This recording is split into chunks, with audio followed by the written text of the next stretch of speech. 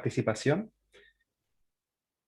¿Qué? Ay, me asustó eso. Bueno, buenas tardes a todas y a todos. Agradecemos su participación y le mandamos un saludo fraterno, especialmente a nuestros amigos y amigas que nos están viendo desde México y Colombia. Los dejamos cordialmente invitados a que comenten en el chat un saludo, alguna pregunta o inquietud que tengan. Muchas gracias.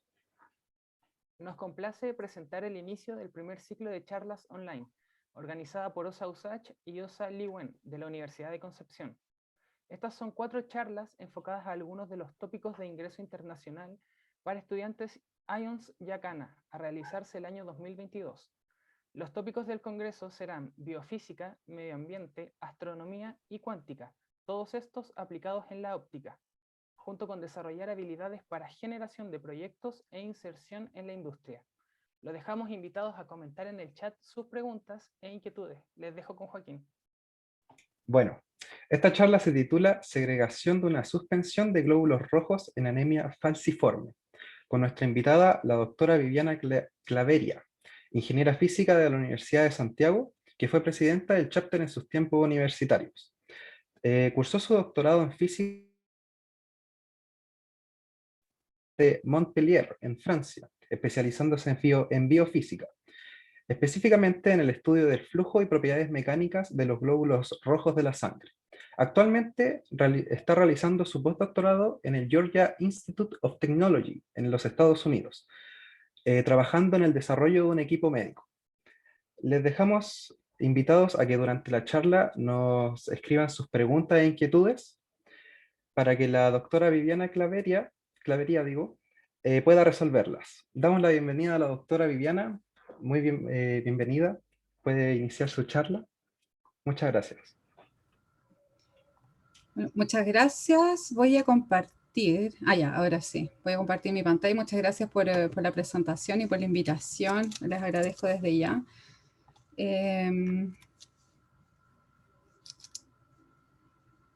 Aquí tengo aquí como una opción avanzada. Dice, ¿quién puede? ¿Qué hago? ¿Ven mi pantalla? Sí, súper. ¿Sí se ve bien? Ok. Ok. Ya, entonces, muchas gracias por la invitación. Les voy a presentar entonces en este trabajo la segregación de una suspensión de glóbulos rojos en anemia falciforme. Este es un trabajo que hice cuando estaba haciendo mi doctorado, como dijo Joaquín, entre la Universidad de Montpellier y la Universidad de Saarland en Alemania, pero este trabajo lo hice principalmente cuando estaba en Francia. Así que bueno, voy a comenzar porque hay hartas cosas que les quiero presentar.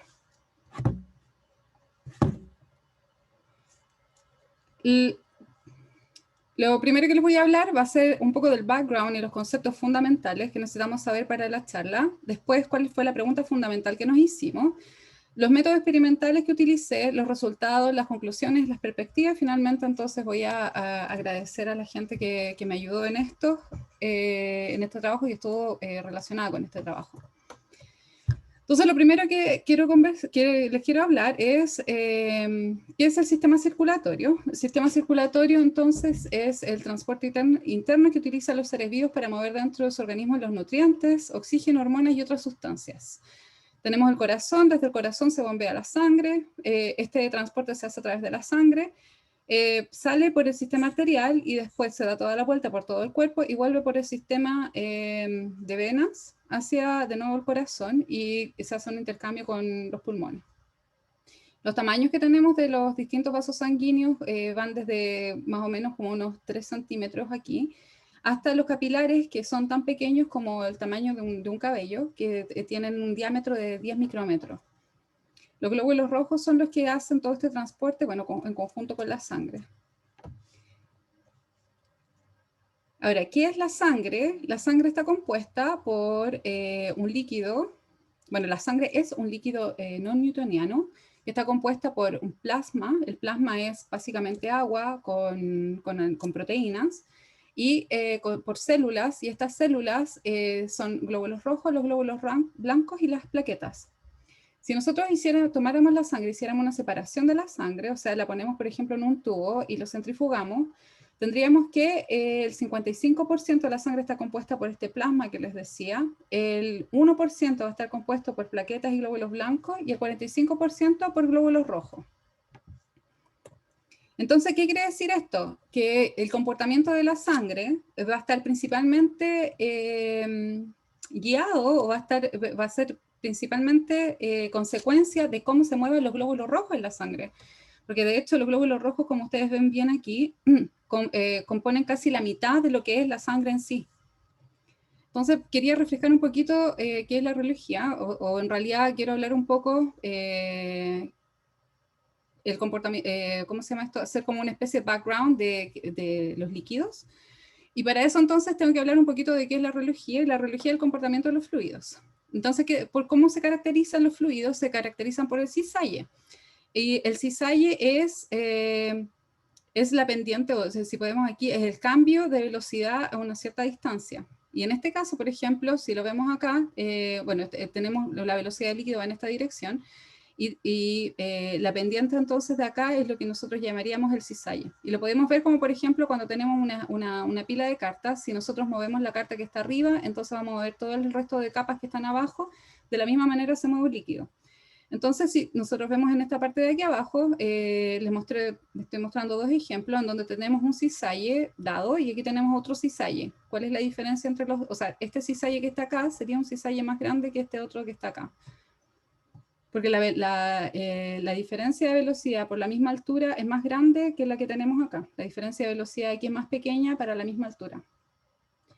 Ahora, ¿qué es la otra característica que define el fluido? Es la viscosidad. Y la viscosidad entonces se define como la medida de la resistencia de un fluido a deformarse o fluir. En este caso, nosotros hacemos una relación entre el estrés está dado por la fuerza que ejercemos sobre una superficie, por el área de esa superficie, y esto va a ser igual o es proporcional, bueno, va a ser igual a la viscosidad por este cisalle que les hablaba antes. Entonces, por ejemplo, si nosotros tenemos el mismo ejemplo anterior, y pensamos que estamos aplicando la misma fuerza o el mismo estrés sobre una capa de un fluido, y en un caso tenemos que el fluido se deforma más que en el otro caso, entonces querríamos decir que tiene una menor viscosidad que en este caso de acá. Ahora, la relación entre el cisalle, que está acá, y la viscosidad, la podemos ver a través de estas curvas, y cuando tenemos que la viscosidad es constante, independiente del cisalle que se aplique, independiente del cambio de velocidad que tengamos, entonces vamos a hablar que tenemos un líquido newtoniano.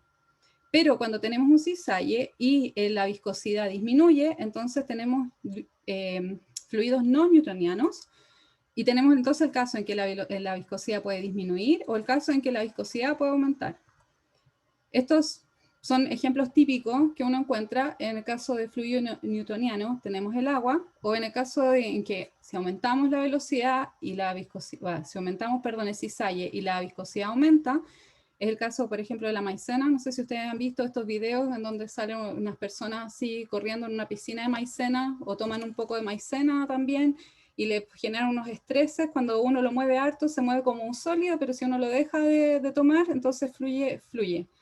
En ese caso, entonces tenemos que cuando lo estamos haciendo así, estamos aumentando el cisalle, por lo tanto la viscosidad aumenta, y cuando lo dejamos de mover, entonces el cisalle es más pequeño y la viscosidad disminuye y fluye mejor. En el caso en este caso acá, cuando tenemos shear thinning, este es el caso de la sangre o del ketchup. En este caso, sorry que me detenga tanto, pero es que estoy súper acostumbrada a charlas en inglés. En este caso, por ejemplo, cuando tomamos el ketchup, ustedes lo sacan del refri y pareciera que estuviera sólido. Pero si lo echan a sus papas fritas, entonces le van a aplicar un cisalle y la viscosidad entonces va a disminuir. Eso es lo que está pasando en este caso de acá, que es lo contrario de lo que pasa con la maicena. Ahora, en la sangre entonces tenemos este comportamiento que es no newtoniano. Ahora, ¿por qué en la sangre tenemos un comportamiento no newtoniano? Y eso depende de las interacciones que tenemos en los glóbulos rojos, como le había dicho antes. Los glóbulos rojos son realmente determinantes del comportamiento de la sangre. En este caso de acá tenemos la misma curva que les había mostrado antes, el cisalle en el eje X y tenemos la viscosidad en el eje Y. Si ustedes se dan cuenta, entonces, abajo cisalle tenemos una alta viscosidad. Esta es la sangre, es la curva que tengo aquí en color celeste. Abajo cisalle, entonces tenemos una alta viscosidad, y esto se debe principalmente a que los glóbulos rojos, que los vemos aquí, estos son glóbulos rojos en una suspensión, digamos, no en el plasma, pero en un agua en donde se mantienen felices.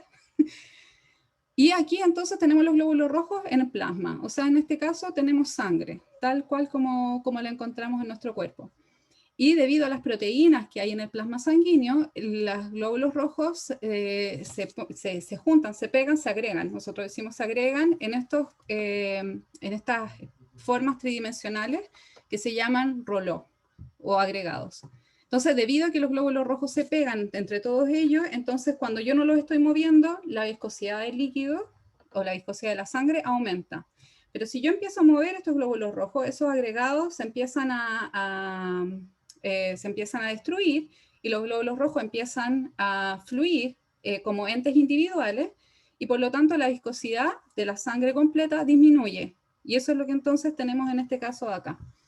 Ahora, la mayor deformación cuando tenemos un cisalle bien grande, los glóbulos rojos, que cuando no se ejerce ningún estrés sobre ellos, tienen esta forma de acá, que se llama una forma bicóncava.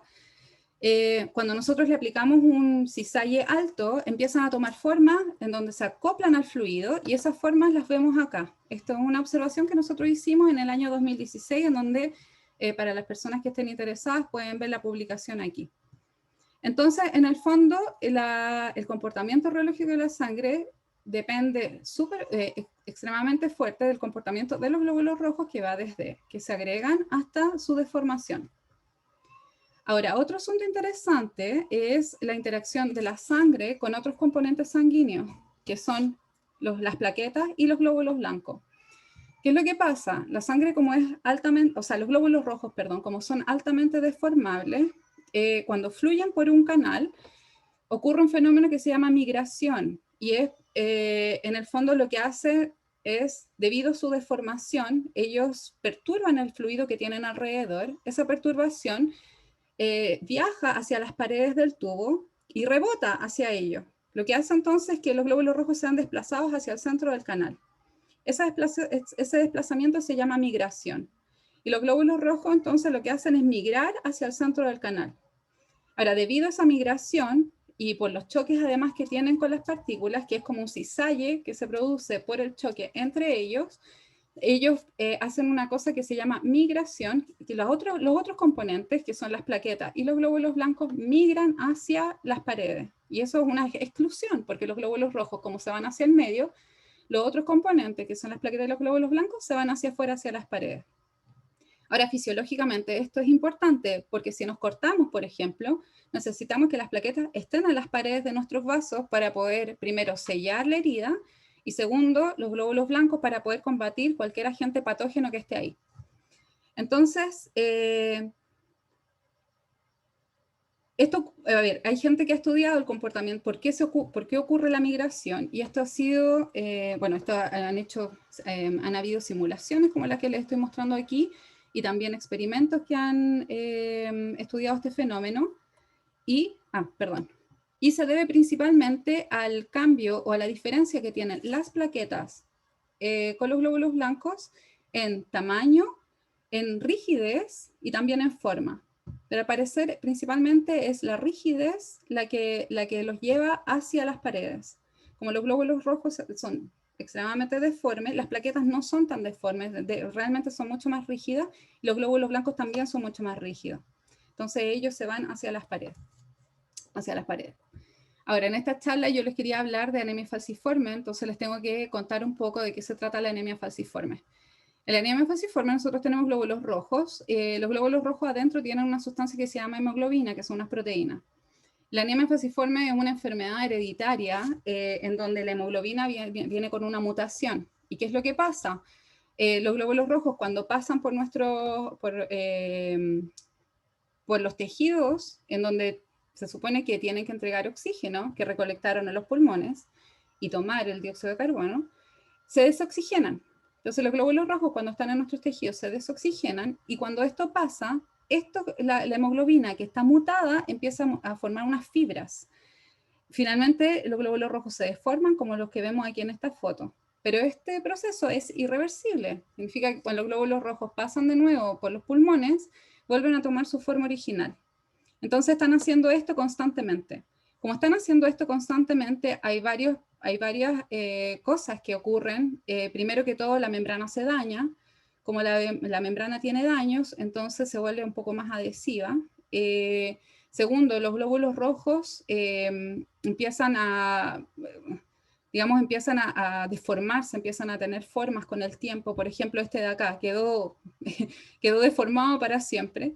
Estos se llaman glóbulos rojos irreversibles. En la anemia falciforme, bueno, sí. Y otra de las consecuencias que tenemos es que los glóbulos rojos, digamos, naturalmente en nuestro cuerpo, bueno, volvamos un poco al caso sano, naturalmente en nuestro cuerpo, cuando nosotros tenemos los glóbulos rojos que van circulando, van perdiendo agua, se van deshidratando con el tiempo, hasta que llega un momento en que están tan deshidratados, cuando se van deshidratando, la viscosidad de adentro de los glóbulos rojos aumenta. Llega un momento entonces que se vuelven un poquito más rígidos. Y llega un momento entonces en que son filtrados en nuestro cuerpo y son removidos. Entonces eso dura 120 días. Nosotros cada 120 días siempre vamos renovando todos nuestros glóbulos rojos. Ahora, en el caso de la anemia bueno, ¿y cómo medimos entonces la deformidad de los glóbulos rojos debido al aumento de la viscosidad que tenemos adentro? Es por este módulo que está acá, que es un módulo de deformación.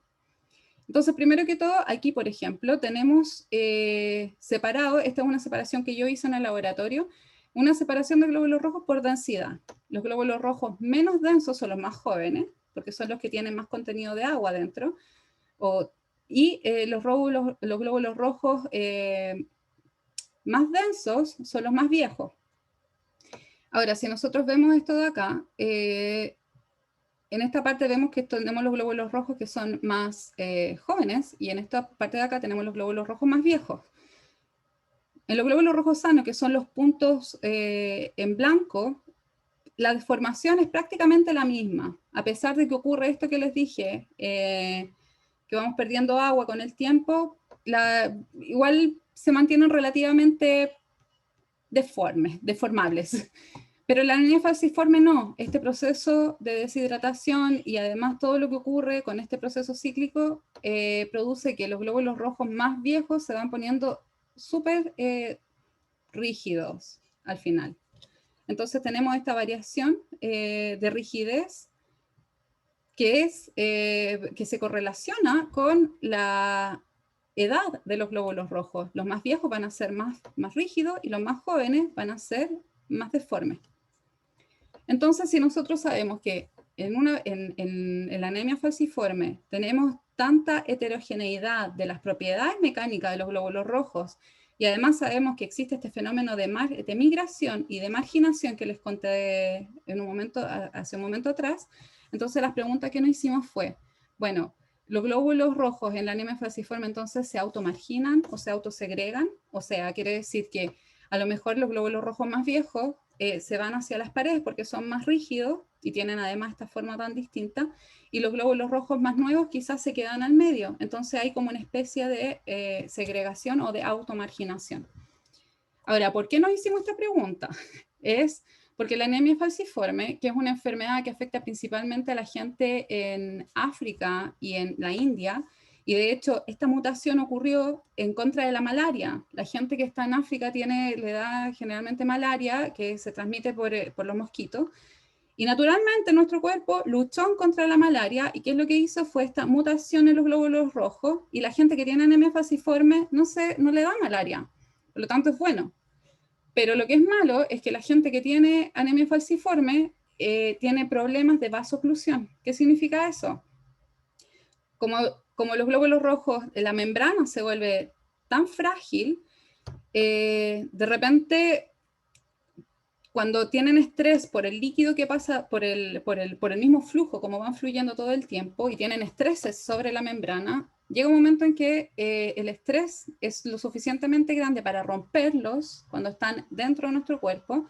La hemoglobina se libera y esa hemoglobina es extremadamente tóxica y lo que hace entonces es inflamar los vasos sanguíneos y eso entonces cuando tú tienes una inflamación tienes finalmente la formación de trombos o oclusiones en todas partes y esto de los trombos que se habla tanto con las vacunas ahora del COVID.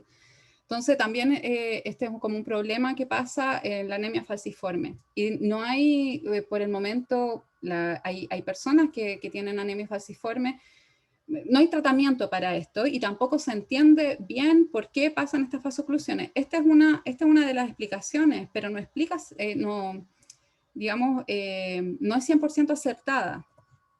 Otra de las explicaciones que la gente intenta dar es que cuando tú tienes estos glóbulos rojos más viejos que son más rígidos, ellos se van acumulando en las bifurcaciones y por lo tanto también van produciendo estanques de glóbulos rojos y esta inflamación. Y la otra explicación también que se ha dado es que, como les contaba, que hay algunas poblaciones de glóbulos rojos en anemia falciforme que se vuelven más adhesivas por el daño a la membrana. Ellas entonces, estos glóbulos rojos se pegarían en las paredes y los otros pasivamente se quedarían entre medio. Entonces, como ven, hay varias explicaciones para decir por qué tenemos vasoclusión, pero ninguna de ellas realmente es aceptada mundialmente, o sea, completamente aceptada o acertada de por qué ocurren estas vasoclusiones. Y de hecho sigue siendo una especie de misterio, a pesar de que estas cosas darían ciertas claves para descubrirlo. Entonces, a ver, estas vasoclusiones ocurren aquí a nivel de postcapilar, que es en esta parte de acá. Entonces, bueno, antes de los postcapilares, perdón, tenemos los capilares sanguíneos.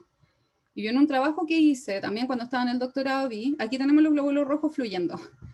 Entonces, cuando entran a los capilares, esto de aquí imita un capilar sanguíneo. Tiene más o menos el mismo tamaño que un glóbulo rojo, más o menos 10 micrómetros. Entonces, ¿qué es lo que estamos viendo acá? Que los glóbulos rojos cuando entran a los capilares, se producen interacciones hidrodinámicas entre ellos, lo que significa que entonces que un glóbulo rojo se aproxima al otro.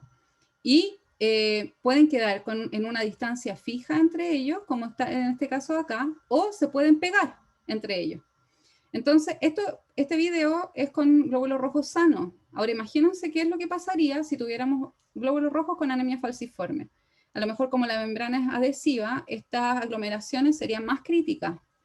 Y eso es justamente, bueno, es un trabajo que también hice, que observé que realmente es así, la adhesión sí juega un rol cuando están fluyendo por los capilares, y bueno, es un trabajo que estamos nosotros subiendo también en una publicación, por si están interesados les podría decir cuándo se publica. Entonces, de nuevo, volvemos, estas vasoclusiones ocurren a nivel postcapilar aquí. Nosotros sabemos que lo que pasa es que tenemos interacciones hidrodinámicas y agregaciones en glóbulos rojos a nivel de los capilares. Entonces dijimos, ok, como que volvimos hacia atrás y dijimos, ok, lo que pasa aquí va a ser consecuencia de lo que pasa acá a nivel de los capilares. Si, por ejemplo, tuviéramos muchos capilares adhesivos, por ejemplo, andando por uno de los, muchos glóbulos rojos con la membrana adhesiva, fluyendo por estos capilares, entonces dijimos, a lo mejor tienen esta de aglomeración al final y se pegan y producen la vasoclusión. Ya, pero si tenemos más glóbulo rojo adhesivo acá, quiere decir que a nivel de las arteriolas acá, tendríamos que tener una distribución heterogénea de glóbulos rojos. Significa que una población de ellos tiene que estar acumulado en una parte de las venas y la otra población tiene que estar acumulada en otro lado. En el fondo, necesitaríamos que exista automarginación para que este escenario sea posible. Y si no, si ellos están, por otro lado, si no fuera este el caso, sino que ellos estuvieran realmente distribuidos homogéneamente, o sea, que no importa si son más viejos, bueno, distribuidos homogéneamente, entonces la distribución sería homogénea acá y el panorama quizás sería diferente. Entonces nosotros decidimos, sabiendo que lo que pasa a nivel de los capilares va a depender de lo que pasa a nivel de las arteriolas, entonces nosotros decidimos estudiar cuál es la distribución a nivel de las arteriolas. Entonces, para eso lo que hice fue separar los glóbulos rojos en distintas poblaciones, como ya les había mostrado antes. Y aquí entonces es donde entra la óptica. recién aquí, pero bueno, porque para poder diferenciar dos poblaciones de glóbulos rojos ocupé distintos fluoróforos. Entonces, bueno, para terminar este slide, primero tomé una población de glóbulos rojos de una persona, por supuesto, con esta enfermedad, la separamos en distintas poblaciones. Después, dos de estas poblaciones, una las etiqueté con un fluoróforo verde y el otro la etiqueté con un fluoróforo rojo. Después de hacer este etiquetado, combiné de nuevo la sangre, recuperando entonces la sangre original del paciente, pero ahora ya puedo identificar cuáles son los glóbulos rojos jóvenes y cuáles son los viejos. Entonces, los fluoróforos, y era donde decía que aquí entra la óptica, porque en el fondo, ¿qué es lo que hacen? Nosotros tenemos una molécula que se pega a la superficie de la célula. Y esta molécula, entonces, cuando está excitada por una cierta longitud de onda, después emite en otra longitud de onda más grande. Entonces, en el caso, por ejemplo, del fluoróforo rojo, tenemos que la excitación es a 550 nanómetros, que estaríamos como por esta parte de aquí, más o menos, que es verde. Y la emisión sería en 567, o sea, estaríamos como por esta parte de aquí. En realidad está como acercándose al rojo, sería como más anaranjado. Y en el caso entonces del fluoróforo verde, la excitación, necesitamos excitar esto a 490 nanómetros, que sería más o menos en el azul, y tenemos una emisión aquí a 502 nanómetros, que es más o menos en el verde, en donde las longitudes de onda, si se dan cuenta, siempre son más altas en la emisión que en la excitación. Entonces, aquí ocupamos microscopía, por lo tanto, ocupar microscopía y estos fluoróforos son fundamentales para hacer esta investigación, por ejemplo, que les estoy mostrando. Y ¿qué es lo que ocupamos nosotros para poder, o sea, el setup que nosotros ocupamos es una lámpara de mercurio en donde tenemos todas las longitudes de onda. Después ponemos un filtro. Ese filtro entonces deja pasar solamente las ondas a las que queremos excitar nuestra muestra. Eso va hacia la muestra, excita los fluoróforos que pusimos, y después entonces tenemos la emisión. Y la emisión también va a pasar por un filtro. Tenemos un filtro de emisión y finalmente entonces lo que vemos es la emisión que pusimos del fluoróforo específico. Aquí les quiero mostrar entonces un video en donde tengo, el primero es un fluoróforo verde, el rojo, perdón, y el segundo entonces el fluoróforo verde. Y lo único que hice fue cambiar el filtro. Voy a volver. Lo que hice fue cambiar este filtro de excitación. Porque como en la lámpara de mercurio viene con toda la longitud de onda, cambiando el filtro de excitación, entonces cambiamos la excitación, y en un caso entonces voy a excitar el rojo y en el otro caso voy a excitar el verde, dependiendo de este filtro que ocupa acá. Ahora, el setup experimental que utilicé fue este de acá, en donde tenemos dos capilares. Estos capilares tienen el tamaño, el diámetro interno son 50 micrómetros, perdón, que es el tamaño que encontramos típicamente a nivel de las arteriolas. Adentro entonces fluí esta muestra de sangre a una cierta presión, o digamos a una cierta velocidad. Y si se fijan acá, entonces tengo una línea de presión 1, en donde con la que produje el flujo de los glóbulos rojos. La muestra de glóbulos rojos está acá. Yo hago una presión acá en esta muestra de glóbulos rojos. Los glóbulos rojos salen y empiezan a fluir en esta dirección. Y se empiezan a acumular en este otro reservorio que tengo aquí. Y en un momento, entonces, le apliqué una presión que contrarrestaba la inicial.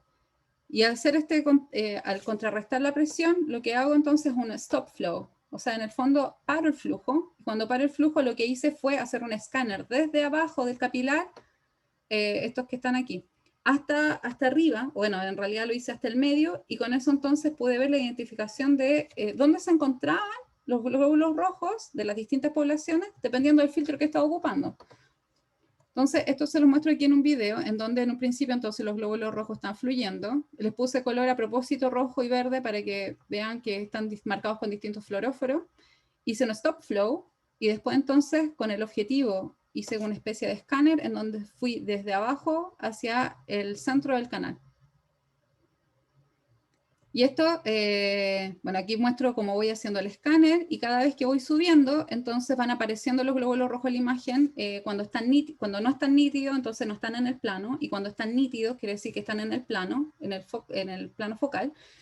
Y cuando están en el plano focal, entonces voy marcando la posición. Entonces, por ejemplo, aquí tengo un plano focal y voy marcando, aquí tengo el glóbulo rojo 1, el 2, el 3 y el 4, que están acá. Pero esto es mirando el capilar desde el frente.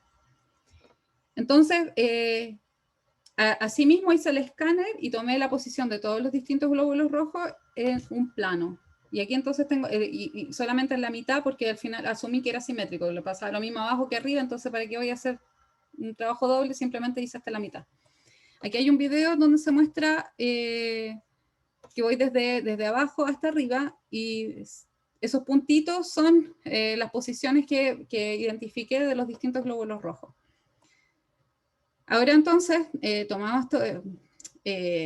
sabiendo las posiciones de dónde se encuentran entonces los glóbulos rojos etiquetados, primero entonces asumí, dije, ok, teóricamente voy a asumir que la distribución es homogénea en todas partes. O sea, por ejemplo, si conté 100 glóbulos rojos, voy a decir estos 100 estaban en este semi-plano de acá, distribuidos homogéneamente. Y ahora voy a ver realmente qué es lo que pasa. Entonces voy a tomar una sección, un área en un cierto radio. Voy a decir, ok, voy a contar cuántos glóbulos rojos tengo ahí realmente.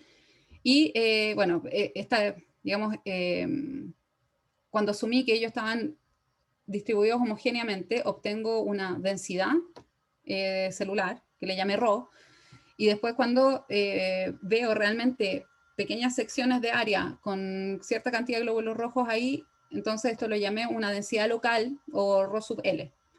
Entonces, si el Rho sub L es igual a Rho, quiere decir entonces que la densidad, bueno, es la misma que si estuvieran completamente distribuidos, o sea, homogéneamente distribuidos.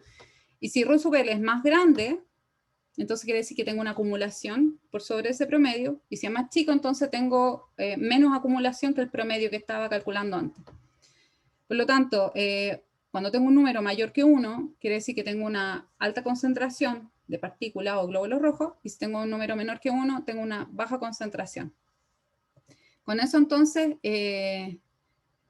hice este gráfico, en donde en el eje X tengo la distancia radial, voy desde 0, que es el centro del canal, hasta 1, bueno, esto está normalizado, 1 es el borde perdón, 1 es aquí, mire, si se fijan entonces llegué hasta este punto de acá, 1 significa que llego acá, que es donde termina como el núcleo de los glóbulos rojos. Ahora, bueno, entonces en el caso en donde tengo los glóbulos rojos que están puestos en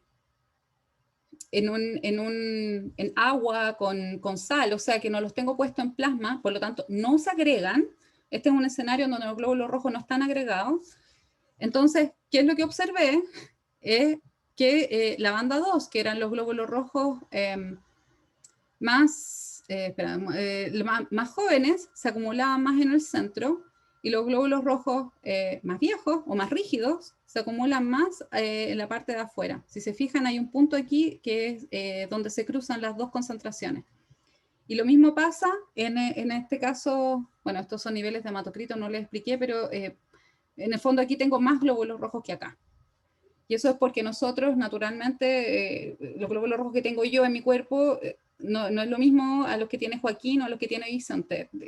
La cantidad que tenemos nosotros es particular a cada uno de nosotros, con un promedio dado para los hombres y un promedio dado para las mujeres. Y aquí lo que yo hice entonces fue evaluar, en el caso de anemia tenemos menos glóbulos rojos, entonces evalué con un nivel de glóbulos rojos aquí y aquí con un nivel un poco más alto. Pero en el fondo la conclusión fue la misma, que tengo acumulación. En el fondo sí tengo una distribución heterogénea, heterogénea, en donde los glóbulos rojos más jóvenes se están efectivamente acumulando en medio y los más viejos se están acumulando en las paredes. Y esto lo hice con esta evaluación estadística, porque lo hice tomando el valor P, en donde si tenemos un valor menor a 0,01, quiere decir que las curvas son significativamente diferentes. Ahora, esto se ve muy similar, ¿cierto? Pero no lo es. Porque si vemos el valor P en estas curvas, nos da un valor en donde nos dice que las curvas no son significativamente diferentes, lo que significa que básicamente las dos curvas son iguales. Entonces, esto es en el caso de plasma, o sea, en el caso que estoy agregando los glóbulos rojos, se pegan entre ellos. Y en ese caso, entonces, la distribución, a pesar de que tengo un cross point here, o sea, tengo un punto en donde también las curvas se cruzan, no hay diferencia significativa entre ellas, por lo tanto, son básicamente la misma. Entonces, quiere decir que en este caso tengo una distribución heterogénea, homogénea, perdón, de glóbulos rojos. Entonces, esto se puede resumir, lo que quise resumir, el estudio, todo este estudio se resume en esto, visualmente, en donde entonces, si pongo los glóbulos rojos en un medio en donde no existe agregación, entonces sí efectivamente tengo segregación, que era la pregunta inicial, ¿tenemos o no tenemos segregación? Sí, hay segregación. Pero en la vida real, los glóbulos rojos están fluyendo no en esta sustancia, sino que están fluyendo en plasma. Y cuando tenemos el glóbulo rojo en plasma, la distribución es heterogénea. Por lo tanto, el escenario que nosotros tendríamos, perdón, chuta, no puse el slide, pero sería como este que estamos presentando en este lado de acá. Entonces, por lo tanto, bueno, entonces quiere decir que nosotros pensábamos que quizás podíamos toparnos con este escenario, pero la verdad es que al final no fue, pero sí fue interesante saber cómo entonces se distribuyen los glóbulos rojos en anemias falciformes. Y las causas de por qué entonces existe vasoclusión sigue siendo un misterio y sigue siendo una pregunta abierta por si alguno quisiera hacer una investigación, aún tiene las chances de ser la persona entonces que diga, bueno, este va a ser el motivo por el cual se produce la vasoclusión. Ok, bueno, este trabajo se resume además en una publicación que mandé, que enviamos hace poco, así que vamos a esperar a ver si la aceptan. Y las perspectivas, bueno, si ustedes se dieron cuenta, todo el trabajo que hice, lo hice en canales rectos, pero pueden haber bifurcaciones. Entonces, ¿qué es lo que pasa ahora si tenemos bifurcaciones? Por ejemplo, ese podría ser un estudio interesante que se podría hacer. A lo mejor tiene una influencia cuando fluimos en bifurcaciones, que es algo distinto que si fluimos en algo derecho.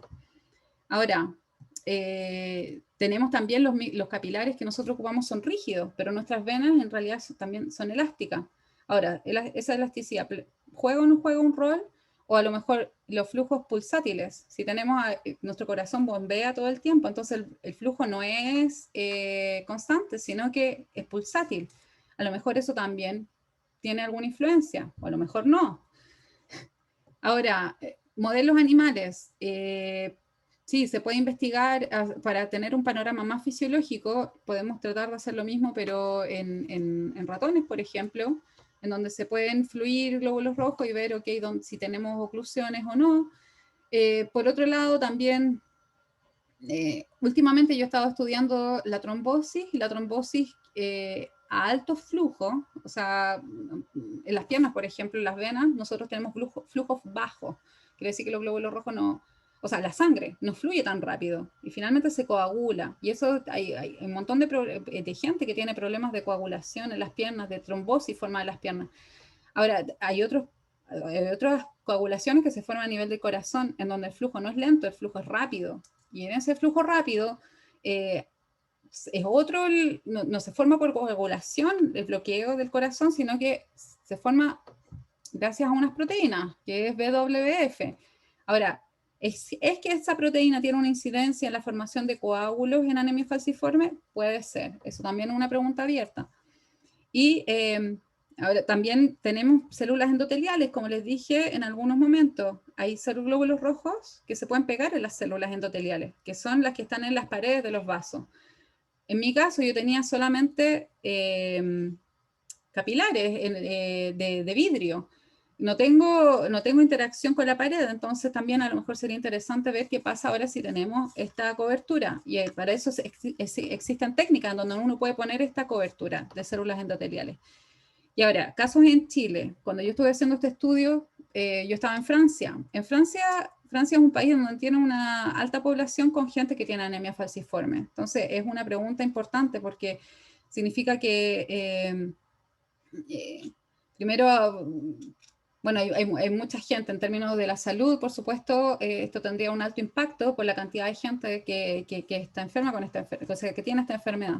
Y que en Estados Unidos también hay una alta población que tiene esta enfermedad. Pero en Chile hace poco no había mucha gente con anemia falciforme. De hecho, yo estuve mirando las estadísticas y empezó a aumentar ahora último por las inmigraciones que han habido en nuestro país. Por lo tanto, yo creo que va a haber un momento en que sí nos vamos a tener que preocupar y vamos a tener que decir, bueno, ¿por qué entonces tenemos estas vasoclusiones que nosotros podemos aportar para encontrar la cura para estas vasoclusiones? Vamos a tener gente que haga los estudios respectivos. Entonces, bueno, los dejo así como con esa semilla y pensando que yo creo que sí, es importante, ya sea aquí o en otro lado, en donde podamos hacer este tipo de estudios. Bueno, finalmente entonces quiero agradecer a la gente, mi profesor advisor, que es Manuk, y a Philip. Philip, él es experto mundial en anemia falciforme, él trabaja en Lyon. Él fue, junto con Celine, quienes nos pasaron principalmente las muestras para poder hacer este estudio. Yo viajaba todo el tiempo desde una ciudad a otra, tenía que ir en tren a buscar las muestras y para poder hacer los experimentos. Manuk, él trabaja en sangre, si ustedes lo quisieran ver, él es un experto en sangre, la dinámica de sangre, glóbulos rojos, etc. Y aquí está mi grupo entonces en Alemania, ahí estoy yo. Ellos también les agradezco por el soporte y el hospital en donde iba a buscar las muestras de los pacientes. Y también, por supuesto, agradezco a la OSA por hacer posible este evento, a la OSA-USACH por haberme invitado a ustedes, al Liwen Student Chapter también de la Universidad de Concepción, a la Universidad de Santiago, mi alma mater, especialmente, al Departamento de Física, y muchas gracias entonces por su atención. Y si tienen preguntas, estoy abierta ahora en estos momentos, pero no, 45 minutos casi justo, ya. Eso, muchas gracias. Muchas gracias a ti, Viviana, por esa interesante presentación. Y bueno, los dejamos a todos invitados e invitadas a que escriban sus preguntas en la sección de preguntas para que la doctora Viviana Clavería las pueda responder.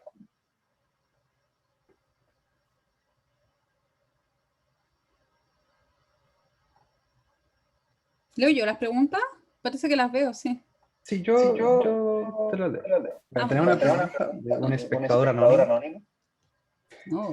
Dice así: ¿de qué forma se llegó a medir la deformación de los glóbulos rojos? ¿O cómo fue el instrumento de medición?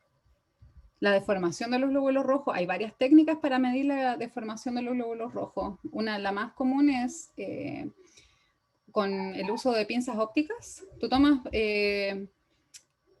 un glóbulo rojo y le pones un bit o una partícula de un tamaño más o menos de 1 micrómetro al lado, lo pegas al lado. Los glóbulos rojos tienen un tamaño de 10 micrómetros. Entonces tú le pegas una partícula al lado de 1 micrómetro, una partícula al lado también de 1 micrómetro, y esas partículas entonces tú lo ocupas para poner los láseres con pinzas ópticas, y esos dos láseres que van a tomar las partículas, entonces tú los mueves hacia afuera, y con eso entonces puedes medir cuál es la deformación de los glóbulos rojos. Esa es una técnica. Otra técnica es dejar glóbulos rojos en una superficie.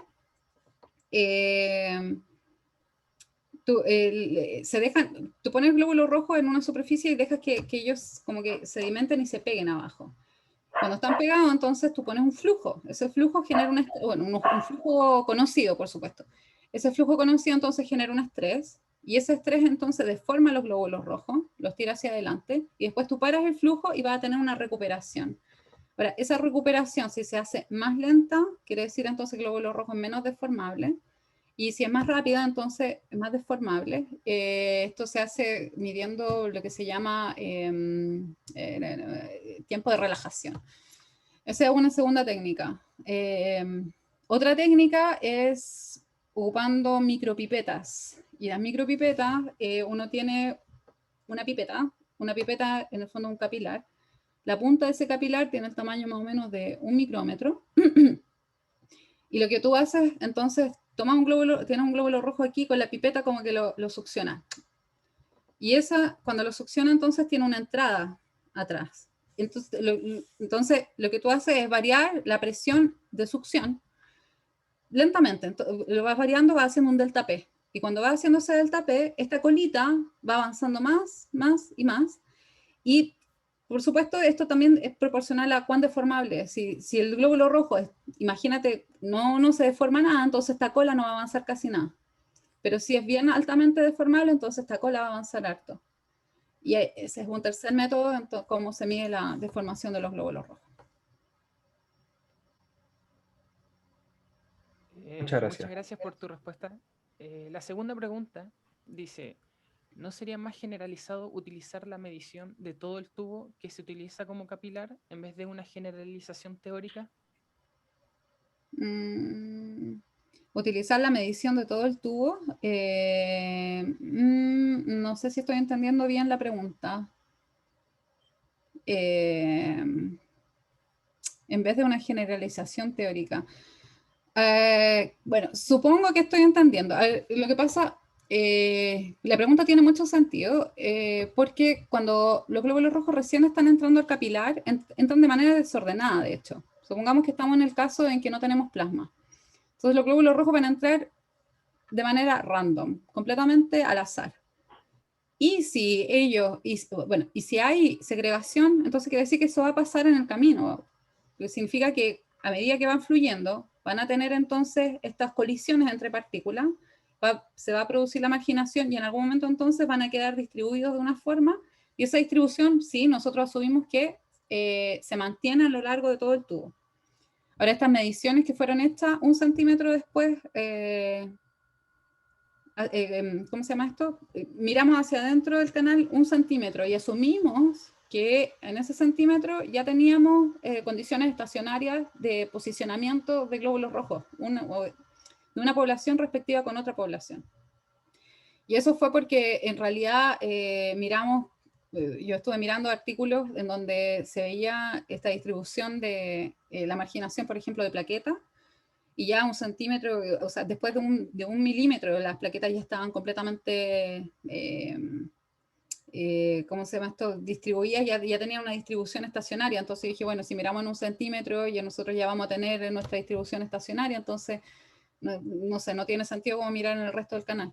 Pero ahora, a lo mejor, o sea, sí, estoy de acuerdo, sería interesante mirar, yo miré, o sea, digamos como que corroboré al ojo, pero las mediciones las hice solamente en 1 centímetro. Y ahora, bueno, a lo mejor la presentación son un poco simple, pero hay mucho trabajo, ya solamente fijando esa distancia, hay mucho trabajo detrás.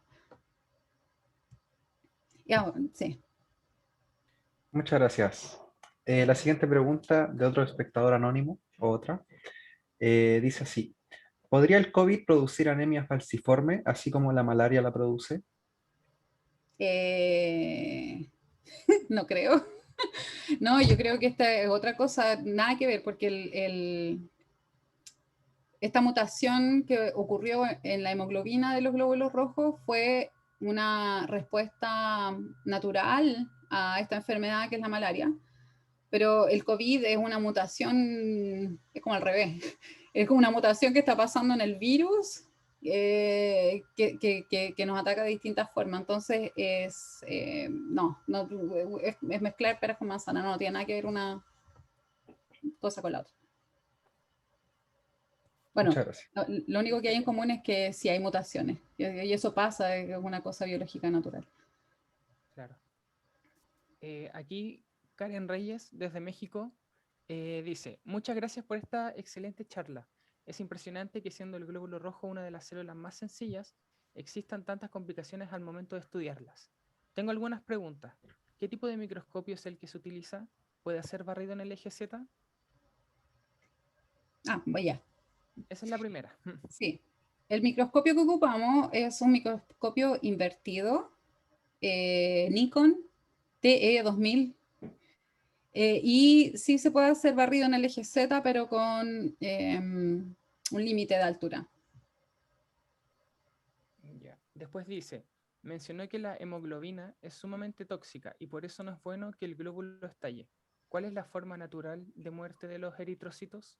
La muerte natural es en el spleen, el hígado creo que es. Ay, miércoles, ¿por qué me pasan estas cosas? Espera un poquito. No. En los vasos, perdón. En el vaso es la forma natural como mueren los glóbulos rojos. Los glóbulos rojos cuando se van deshidratando, o sea, cuando nace un glóbulo rojo, fluye y empiezan sus ciclos a fluir y hace su ciclo todo el tiempo, que sale del corazón, va a los pulmones, vuelve de los pulmones, vuelve al corazón y de los corazones entonces va al cuerpo, etc. Se va deshidratando y cuando se va deshidratando se va volviendo ligeramente más rígido. Ahora, en un momento también van pasando, o sea, en este ciclo hay una parte en donde pasan por el vaso y el vaso es un organismo poroso. Entonces tiene ciertos poros que son que tienen tamaños extremadamente pequeños, son como les dije, el glóbulo rojo tiene un tamaño de 10 micrómetros de diámetro y tiene 1 a 2 micrómetros de alto. Y estos poros, o sea, estos espacios que están en el vaso deben tener como el tamaño de 2 micrómetros, una cosa así. Entonces, en el fondo, si tú tienes un glóbulo rojo altamente deformable, va a pasar sin problemas por esos poros y va a seguir circulando.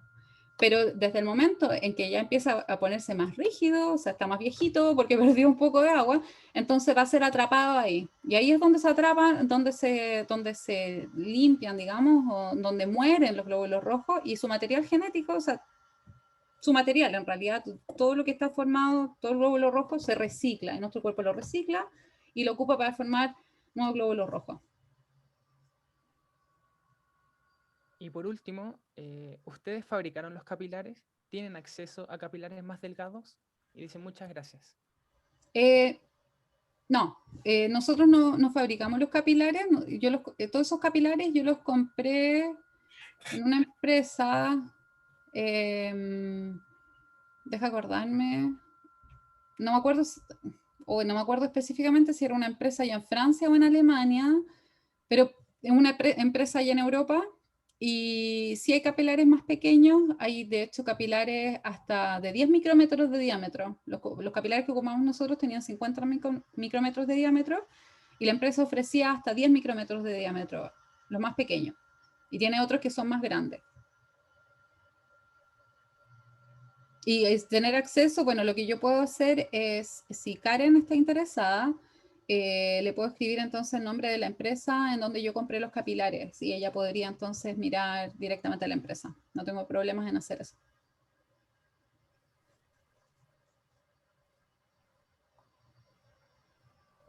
Muchas gracias por tu respuesta. Sí, y muchas gracias a Karen por la pregunta. La siguiente pregunta dice, ¿los pacientes de anemia falciforme tienen más riesgo de desangrarse en caso de alguna herida de gravedad debido a la segregación? Y si se recupera de una herida grave, la reducción de glóbulos rojos es más lenta debido a que los glóbulos envejecen más rápido. Interesantes preguntas. Bueno, la primera, el sangrado, el bleeding. Ok, de partida, nosotros no hemos estudiado la relación entre la segregación y el desangrado. Segundo, la segregación finalmente, nuestra conclusión fue que no ocurre en condiciones fisiológicas. Así que no podría responder directamente a esa pregunta, pero yo sospecho de todas formas que, bueno, no sé los datos estadísticos de la gente con anemia falciforme, si es que tienen una herida, si es que tienen más o menos tendencia a sangrar o no. La verdad es que el principal problema de la gente es que forman estas vasoclusiones en sus extremidades principalmente, pero no sé si tienen problema de sangrado, la verdad. Ahí no puedo decir, no puedo afirmar ni negar eso, pero que hay una relación entre segregación y eso, yo no creo. Ahora, si se recupera una herida grave, la reproducción de glóbulos rojos es más lenta debido a que los glóbulos rojos envejecen más rápido. A ver, una de las consecuencias por qué los glóbulos rojos envejecen más rápido es justamente la anemia, porque como los glóbulos rojos se van envejeciendo más rápido, entonces cuando pasan por el vaso son filtrados, entonces el cuerpo lo que tiene que hacer es estar constantemente produciendo glóbulos rojos, porque de hecho tienen como un ciclo de vida, en vez de 120 días, tienen un ciclo de 15 días, entonces es una cuestión así de loco, el cuerpo tiene que estar siempre produciendo y como finalmente, bueno, llega un momento en que no da tanto abasto, entonces tenemos anemia. Una de las causas por las cuales uno puede tener anemia es por tener una menor cantidad de glóbulos rojos que lo normal, y eso es algo que pasa con los pacientes de anemia falciforme. Ahora, la recuperación de una herida, porque los glóbulos rojos, a ver, yo creo que, a ver, ¿por qué uno se recupera una herida? Es por una cascada enzimática que ocurre donde los principales componentes que están envueltos son plaquetas y son unas proteínas que se llaman fibrinógeno, que finalmente cuando tú te haces una herida hay toda una especie de cadena de suceso en donde finalmente se pegan las plaquetas a la herida y forman esta placa protectora. Se ponen unas fibras afuera, que es el fibrín, que también como que refuerza a las plaquetas, y también los glóbulos rojos se van pegando a esta formación para finalmente bloquear la herida. Ahora,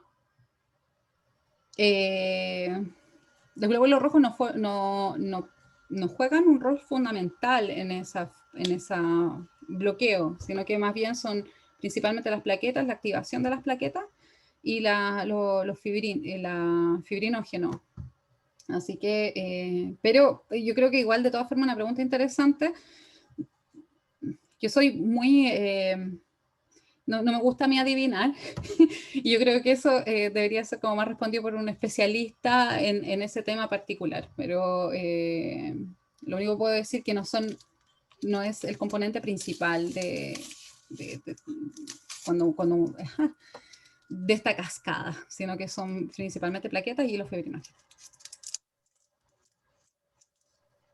Muchas gracias. Acá, espectador anónimo nos dice: ¿no debería considerar fricción en las paredes de los capilares?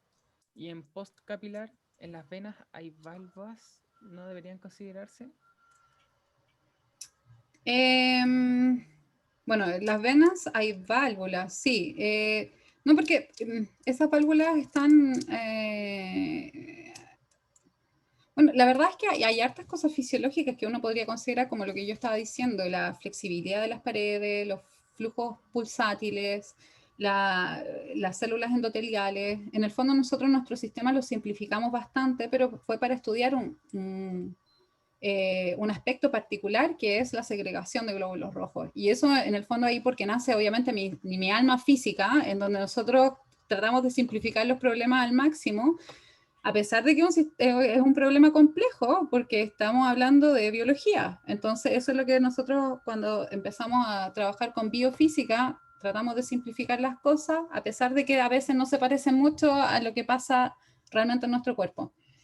Entonces, la fricción en las paredes de los capilares, sí, bueno, ese es el estrés que se genera en las paredes, y esos estreses tienen reacciones también.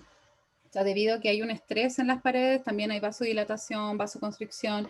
Entonces, claro, en términos fisiológicos, sí, eso es, en el fondo, uno dice que la rheología de la sangre juega un rol extremadamente importante fisiológicamente, y bueno, es conocido que la anemia falciforme, la fricción es más alta en las paredes. O sea, no solamente tiene inflamación porque hubo todo... no solamente tiene inflamación porque tienes la hemoglobina alrededor y que hizo que salió que era tóxica y que hizo que se inflamaran las paredes, sino que además tienes que la sangre la sangre en sí produce mayor fricción en las paredes. Entonces, sí es algo que, bueno, uno podría considerar, pero no está considerado en este estudio. Muchas gracias. Bueno, por temas de tiempo, esta será la última pregunta de Daniela Moreno. ¿Cómo se hace para pegar los fluoróforos a los glóbulos rojos? Esa es una buena pregunta también. Los fluoróforos son unas moléculas cíclicas que tienen una afinidad a ciertas componentes en la superficie de la sangre. Entonces, son enlaces, son atracciones químicas en el fondo. Entonces, son pegados por, digamos, estas atracciones químicas. Y no sé si debería ser como más específica, pero ese es el principal mecanismo detrás. Bueno, pues muchas gracias. Le agradecemos a todas las personas por participar en esta ocasión y especialmente a ti, Viviana. Ujú. Bueno, Y muchas gracias a ustedes. Espero que hayan disfrutado la charla y espero que los participantes que están aquí también la hayan disfrutado. Yo traté, bueno, como hago biofísica, hablé mucho de biología, también dando, en este último tiempo yo lo que he hecho es especializarme no solo en anemias falciformes, sino que, bueno, últimamente he estado trabajando con trombosis y como Joaquín introdujo, es con, eh, con la creación de un equipo médico para evaluar la formación de un ataque cardíaco de la gente, lo que estoy haciendo aquí en Antibiotech. Entonces, mi carrera ha pasado de estudiar física pura a ver sistemas más, más biológicos, después de ver simplemente desde un punto de vista, si ustedes ven, es como más fundamental, quise ir a una parte un poco más clínica y finalmente entonces estoy haciendo esta aplicación, por lo tanto hay como un largo camino detrás, en donde por supuesto como yo te decía, la óptica juega un gran rol, porque si no fuera por la óptica, porque tenemos microscopio, porque tenemos fluoroforo, no podríamos hacer este tipo de estudios, así que varios colegas que trabajan con otro tipo de material biológico, la fluorescencia, una cosa fundamental. Así que gracias a la óptica y a la física por darnos estas herramientas también. Nuevamente, muchas gracias. También queremos agradecer a los participantes de todas y todos que nos acompañaron en esta tarde. Les dejamos invitados e invitadas a la continuidad del ciclo de charlas de nuestro grupo OSA-USACH. La siguiente charla es la del diseñador Pedro Galleguillos, cuyo título es Nuevos desafíos para la protección de la contaminación lumínica en Chile, que va a ser el día martes 27 de abril. Le sigue la charla de la ingeniera Sandra Enríquez con gestión de proyectos, ¿por dónde empezar? Y la última charla será del doctor Deepak Jain con cómo promoverse a sí mismo siendo un joven ingeniero. Ambas son con fecha por confirmar.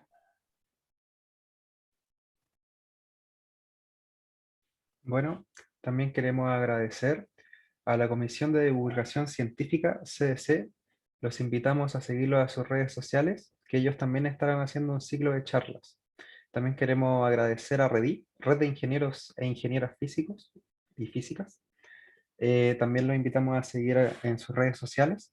Agradecemos a Radio USACH, a la Facultad de Ciencias de la Universidad de Santiago, al Departamento de Física de la Universidad de Santiago y al CEIF, el Centro de Estudiantes de Ingeniería Física. También los dejamos invitados e invitadas a seguirnos en nuestras redes sociales OSA-USACH en Instagram, Facebook y YouTube. Cabe mencionar que en el canal de YouTube estarán todas las charlas eh, subidas, o sea, cuando salgan las charlas, obviamente. Muchas gracias. Vivi, y lo último, Karen comenta que si puedes compartir tu correo. Está silenciada. Está silenciada, Viviana. Sí, dije, lo puse en el chat. De todas formas, mi correo es viviana.claveria@usach.cl por si me quisieran escribir. Yo feliz de responder cualquier pregunta, así que lo dejo anunciado. Muchas gracias. viviana.claveria@usach.cl, sí, de nada. Muchas gracias, Vivi. Te pasaste. Ya, de Muy buena nada. charla. Ya, Sí, que les vaya súper bien en la otra charla y de nuevo gracias por la invitación. Nos vemos. Sí, ahí Gracias a seguimos ti por en asistir. contacto Gracias a ti. para el Chao. congreso. Muchas Nos gracias. vemos. Chao, chao. Gracias, cuídate. Hasta luego, Chao, muchas chao. gracias.